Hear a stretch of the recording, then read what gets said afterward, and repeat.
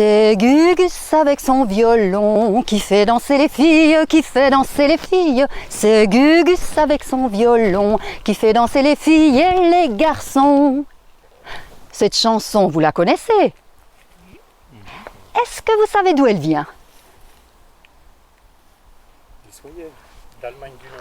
De pas très loin d'ici, de Châtillon. Eh oui, il y a bien longtemps vivait là-bas un homme qui s'appelait Gustave. Mais évidemment, tout le monde le prénommait le Gugus. Le pauvre Gugus. Parce qu'il faut dire que pour faire vivre sa femme et puis leur petit garçon, eh bien, comme on disait à l'époque, il devait drôlement tirer le diable par la queue. Et à force de tirer le diable par la queue, un jour il en a eu marre. Il s'est dit finalement, j'aurais bien meilleur temps de faire un pacte avec lui. Oh, le diable, quand on parle de lui, il est jamais loin. Alors il s'est présenté, il a écouté la requête de Gustave et puis il lui a dit « D'accord, je vais t'aider, mais à une condition, toujours la même.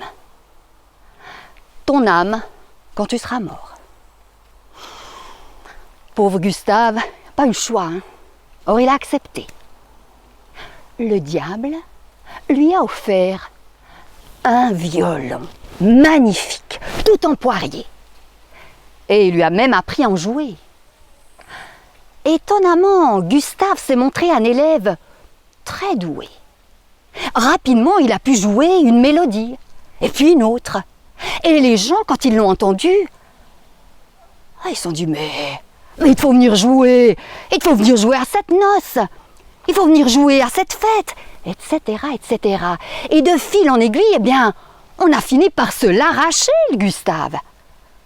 Et à chaque fois, évidemment, il y avait une bonne table et puis on l'invitait à manger. Oh, alors lui, il refusait pas, hein. Alors, il goinfrait, il se baffrait, et puis il buvait. Évidemment, il jouait du violon.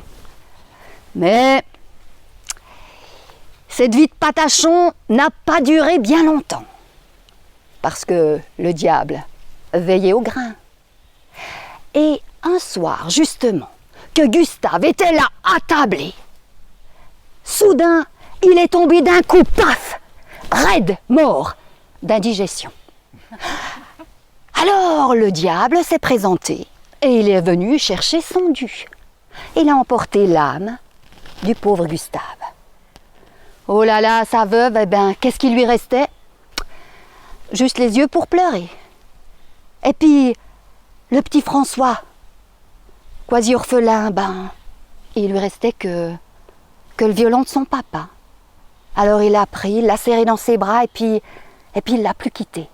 Même le soir, quand il se mettait sur sa couche, il prenait son violon et puis il tirait la couverture sur eux et puis il s'endormait, une larme au bord des paupières. Et un jour où il était encore plus triste que tous les autres, le petit François, il s'est dit, oh moi je veux faire comme mon papa. Je veux jouer du violon. Alors il a pris le violon, l'archet, et puis il a essayé de faire exactement comme il avait vu faire son papa, parce qu'il avait eu l'occasion de l'observer beaucoup. Alors il a commencé, et puis il a fait glisser l'archet, et puis c'est incroyable. Les gens qui l'ont entendu, ils ont dit, mais c'est miraculeux! Mais il joue des mélodies, un enfant si petit, mais c'est fantastique, ils se sont émerveillés. Et puis ça a donné confiance à François, et puis il a commencé à jouer les mêmes mélodies que son papa, et puis d'autres encore. Il était encore beaucoup plus doué que son papa. Alors évidemment, lui aussi on l'a sollicité pour jouer partout. Souvent quand il jouait, ces mélodies, elles étaient un peu tristes, nostalgiques. Et les gens, ils sentaient tous quelque chose au fond d'eux-mêmes qui changeait. Et puis parfois aussi, soudain les notes, elles s'emballaient, les mélodies, elles virevoltaient. Et alors là, plus personne ne pouvait rester assis. Les enfants, les jeunes, les personnes d'âge mûr, tout le monde, même les malades, même monsieur le curé avec sa soutane qu'il prenait à deux doigts comme ça, il se mettait à se trémousser, tout le monde. Et voilà que la notoriété du petit François, elle s'est répandue dans la vallée comme une traînée de poudre. Et elle est venue aux oreilles du châtelain du château du Forbourg. Alors lui, il a dit, Faites venir ce petit, j'aimerais l'entendre. » Quand il a entendu François qui jouait, oh alors il l'a prié de venir dorénavant à toutes les fêtes, et elles étaient nombreuses, qu'on donnait au château. Et aussi, il lui a demandé de venir jouer à la chapelle du Faubourg pour la messe de minuit. Quand les gens de la vallée ont appris que c'était François qui allait jouer, alors ils sont venus de toute la vallée pour l'entendre. Évidemment, la chapelle était bien trop petite. Alors qu'est-ce qu'on a fait? On a ouvert toutes les portes, toutes les fenêtres pour que tout le monde puisse l'entendre.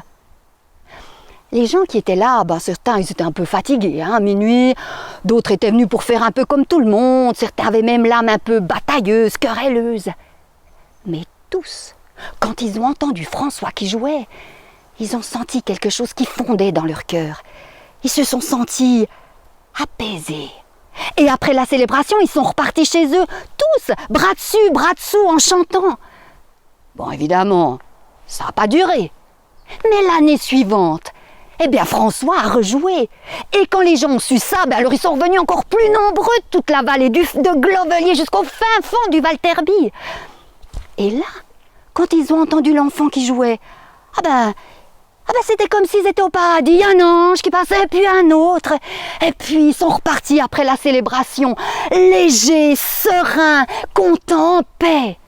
Et ainsi, d'année en année. Bon, François, lui, il a grandi. Il est devenu un beau jeune homme. Mais c'est pas marié, non? Non, quand lui, il en a eu l'âge, il est parti, pas très loin, à l'abbaye de Lucelle. Il a demandé à entrer comme moine. Et quand on l'a accueilli, depuis ce moment-là, jusqu'à sa mort, il a accompagné tous les offices que chantaient les moines, du jour et de la nuit. Pourquoi? Parce qu'il pensait qu'ainsi, il pourrait racheter l'âme de son père et la retirer des griffes du diable. Depuis, le château du Faubourg est tombé en ruine, il a disparu petit à petit. Mais une tour est restée, la tour, celle qu'on appelle la ruine. Il paraît que si, le soir de Noël, à minuit précis, quelqu'un se trouve au pied de la tour, celui-là aura la chance d'entendre le violon de François. Au pied de la tour, pour celui qui s'y rend, le soir de Noël, comme il y a bien longtemps, son cœur s'ouvrira comme celui des gens d'antan. Chante un viol, chante un viol, chante un violon, chante un viol, chante un viol, chante un violon. Voilà. Merci.